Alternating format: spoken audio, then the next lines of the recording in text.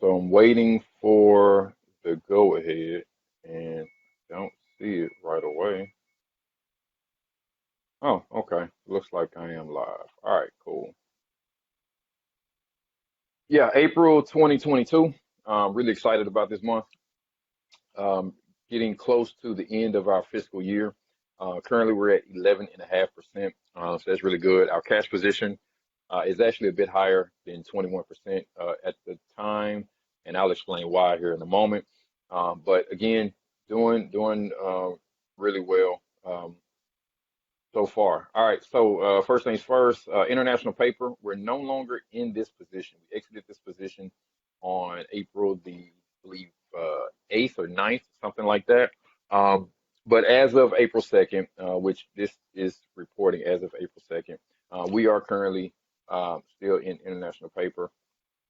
But like I said, today is the 13th of April. So we're actually out of this position. So we'll be looking at replacements for international paper. I do want to say too that we did sell this at a loss. We did get a little bit of money on the option to sell. So not a horrible position to be in. All right, Rogers Communications. We do have a sell signal on this one. Last month we looked at possibly replacing it with IPG or I believe it's OMC. And so right now the program is calling for 30 shares. So even if we do stay in Rogers, I think it'll be a good idea to reduce our number of shares, and so we'll pick up a little bit of profit doing that. If we don't sell out completely, and then replace it with something else. Valero, we're up almost 35, 36% in this particular name. A small position for us. We do have an option to purchase more shares at a much lower price. I think that option expires tomorrow.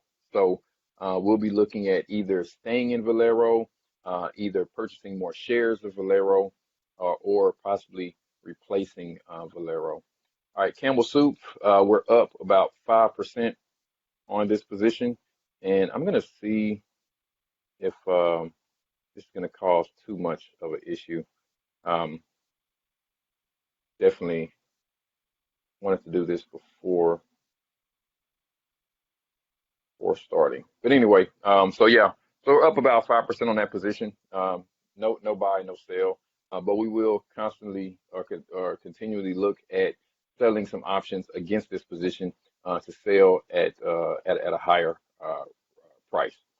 All right, Merck, small position for us. We're up about 8%. We are, not really under allocated by much, only $240. So we're going to continue monitoring this position. Once we get above that 10% rate, then we'll look at either selling or potentially replacing it with something else. All right, paychecks. Paychecks is a new position for us. We have not initiated a position yet in paychecks. Tried to get in last month at about 120. That didn't happen. Currently, the price is somewhere around 135. So we'll look at getting a position started in paychecks. We're also going to really look at cash allocation, which I think is going to be a big topic for this month. Is what do we allocate our cash to and how do we allocate that? So um, Southern Copper, again, small position for us. We're up 20%. Looked at this last month, decided that we were going to stay in Southern Copper, doing really well for us. Great big old dividend coming off of this small position for us. So we're happy with that. Not Rogers, sorry. Regions Financial. This has been really a storied position for us. Initiated it in late fiscal year 2020. And so we've held on to this position through our fiscal year. We're coming to the end. Um, Currently, we do have a buy signal on this. And again, depending on how we allocate cash, will determine whether or not we purchase more shares of this or, stay where we are or if we sell out of it. Currently, it makes up 20% of our portfolio. We don't want any one position to be more than 30% of the portfolio. So if we do purchase more shares, we're definitely going to be cognizant of keeping it below that 30% threshold. All right, Corning, decent size position for us. We do have a buy signal, and so like the company, have not done a valuation on it, so we'll definitely do that. Really interested to see what comes out of that. Again, this is going to really matter again on cash allocation. Currently, the program is calling for 186 shares, so that means that we are currently under allocated by $3,500. So definitely going to look at purchasing more shares there. MPW, real estate has been really kind of off and on. More recently. Currently, we're about where our purchase price is, so we haven't lost anything, haven't made anything. Does pay a decent dividend, and it makes up roughly 7% of our portfolio. So we're happy with the position that we're currently in, and we will continue to sell options against this position to sell at a higher price. All right, Entergy. Entergy is our utility. We sold out of Excel Energy last month, and so we were able to pick up a little bit of profit there. And so Entergy is now our only utility. Currently a bit over allocated, but we're up 16%. So we'll look at potentially replacing Entergy or just staying in the name. We really can't.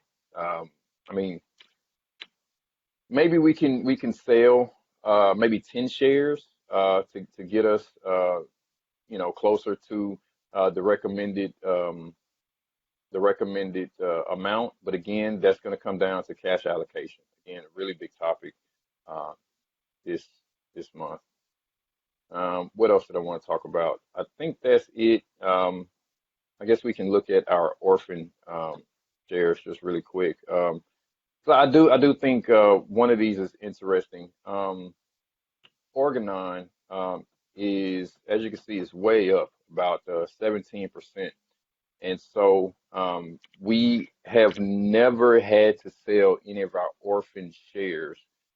So I it's been what? It's been almost 7 years now for this portfolio. And so the idea was always that if we needed the cash, then we can always sell our orphan shares.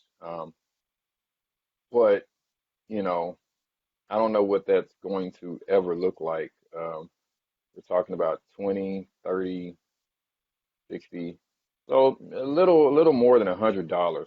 Not really anything to you know really think about. And the other cool thing is that all these positions are paying a dividend every quarter. So even though it's a small contribution to the portfolio, I think that we get more out of holding on to these teeny tiny positions than we do in selling them and pocketing, $100 or whatever it is.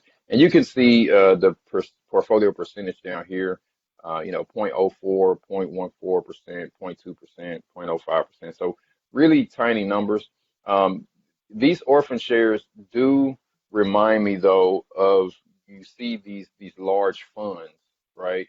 And typically the way that the holdings are expressed are in terms of the 10 largest holdings, right? And then underneath those 10 largest holdings, there's sometimes 100 other companies that these funds own at various amounts, right? And so I guess you can kind of see those smaller holdings as orphan shares as well in that regard. And I've always I've always lambasted those big funds for holding so many, um, small positions.